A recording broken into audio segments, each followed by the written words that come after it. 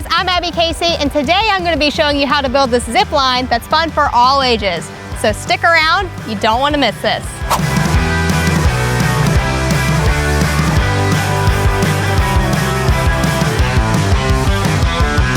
Here's what you'll need to get started.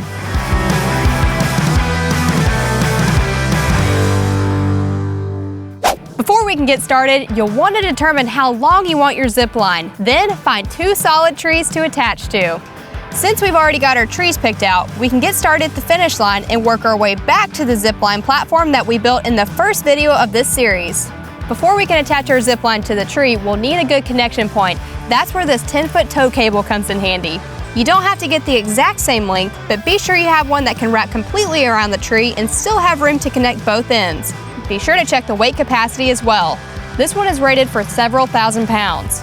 To help protect the tree, we're going to install a couple of 2x4 blocks before we install the cable. Nope. Can't say I wasn't putting pressure on it. If you need an extra hand holding the cable up, leave a few screws sticking out to keep the cable from sliding down.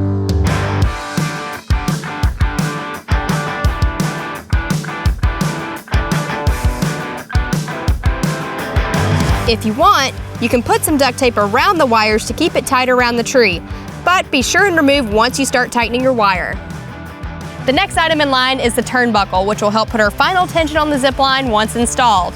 Before we hook this up, make sure both ends are threaded all the way out so we don't have to do this once the cable is installed.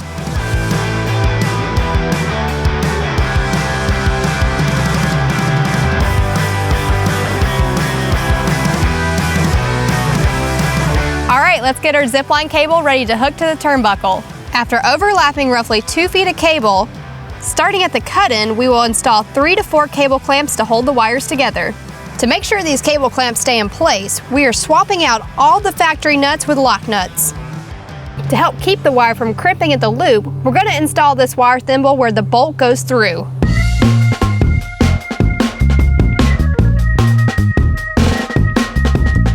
You may want to wrap some duct tape around the ends to help protect the wire. Alright, this looks good to go. Let's get it hooked on the tree.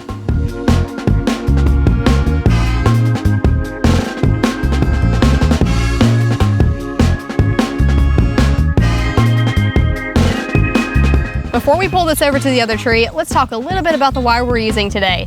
We decided to go with the 5/16 galvanized wire, which will help prevent corrosion and is plenty strong to carry any would-be zip liner. We've got about 150 feet between trees, but we decided to leave an additional 100 feet of cable attached in case we ever want to move to a further tree in the future. To get the tension on the zip line, we're going to be using this 2-ton come-along with the help of this tow strap.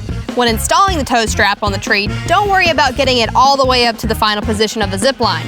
I'll show you a trick for moving it up once we get the wire around the tree.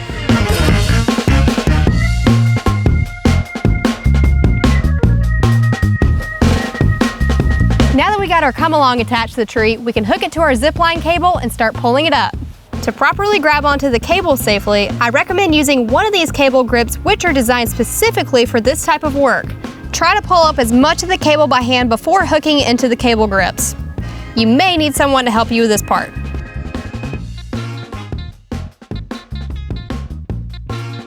Alright, let's start cranking this thing up. Yeah! Once we've got the cable as tight as we can get it, go ahead and wrap it around the tree and install 3 to 4 cable clamps like we did on the other end. You'll notice we installed a section of rubber hose on the wire to help protect the tree. After you've got your clamps good and tight, you can start backing off the tension on your come-along until all the pressure is on the zipline cable. Now just move up your come-along and repeat the same steps until you get your zipline in its final position. Remember that it's okay if it's not super tight. The turnbuckle on the other end will get us the rest of the way.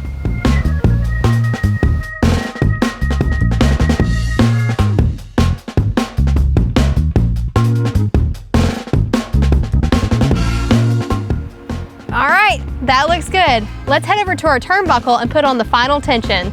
It's a little easier to tighten if you use some longer pry bars to get leverage.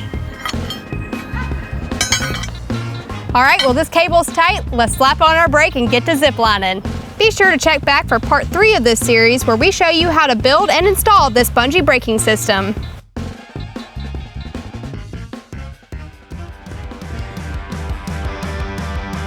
All right, here goes nothing.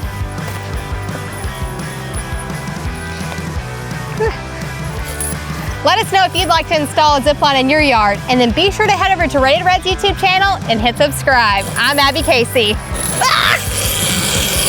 It's working!